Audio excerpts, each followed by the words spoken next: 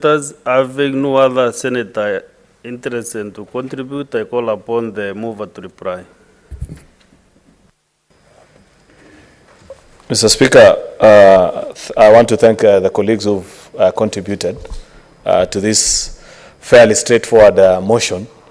You know, Mr. Speaker, in the 19th century, there was a German philosopher called Friedrich Nietzsche, and he advanced the theory then that became to be known as God is dead. Therefore, a few of his adherents, Mr. Speaker, at the university where he taught, wrote a huge mural on the wall that God is dead, Friedrich Nietzsche. Then as fate will have it, Mr. Speaker, in the year 1900, he passed on. Then one cheeky student came and wrote underneath the mural that they had made celebrating Friedrich Nietzsche and signed on to it with a spray paint that Nietzsche is dead, signed God.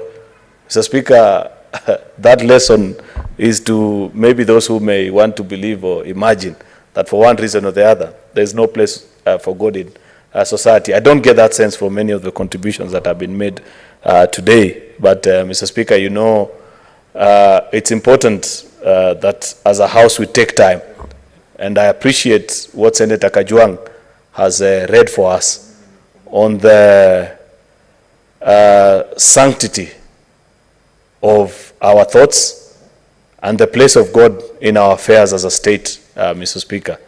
I do not think, Mr. Speaker, that in any way getting us to pray suggests that there is a dereliction of duty on our part as leaders, especially those that serve in this present administration. But rather, it's an admission, Mr. Speaker, that despite all the knowledge that we may have, sometimes there are challenges that are beyond the will and the power of man that only the supernatural can solve for us, Mr. Speaker. And therefore, to take time for 2, 3, or 4 hours at most, because I've attended many of these breakfasts, to as a national leaders reflect on where our country is and where we need to go, I do not think that it suggests in any way, Mr. Speaker, that we have surrendered and are saying that only prayers can solve us, Mr. Speaker, much as we know that actually in most of these things, Mr. Speaker, especially the challenges that we face today as a country, Mr. Speaker, that it will take beyond the actions of man to rescue where we are, Mr. Speaker, because the challenges that Kenya faces today, Mr. Speaker, are quite unique and interesting. Because on one side, you have people trying to resolve them, and on the other, you have people who are part and parcel of creation of the mess, who are now shouting loudest, Mr. Speaker, about how not to resolve that particular mess, Mr. Speaker. It's a unique situation that we find ourselves in as a country. But we hope, Mr. Speaker, that in times of prayer we can take time to reflect and think even about the less fortunate, Mr. Speaker, because of just a mere proposal, Mr. Speaker, of something called a housing levy. Now the conversation has been alive for the first time. In fact, yesterday, Mr. Speaker, a constituent of mine asked me, what is this law that you people have brought?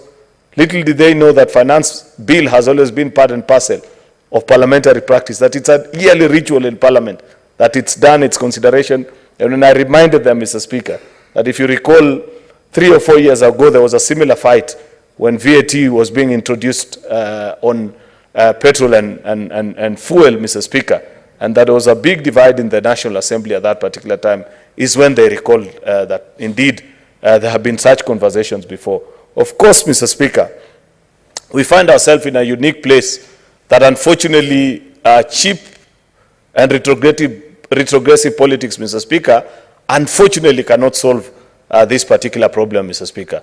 I hope that when we take time to pray that particular time, as leaders will come to the realization that we have a country to mind after we are done with our politics, depending on whichever side of the divide we belong to, Mr. Speaker.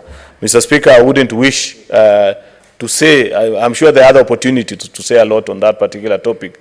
Let me not flood on this very important motion, Mr. Speaker, that allows us as a House to take a break and go and pray, Mr. Speaker. So I welcome everybody, including Senator Omtata, who has said he wants to see an invoice.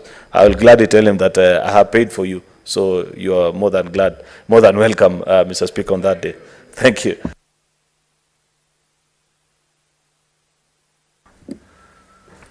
Honorable Senators, I want to determine that this matter does not involve counties, and therefore I put the question that, notwithstanding the resolutions of the Senate made on 16th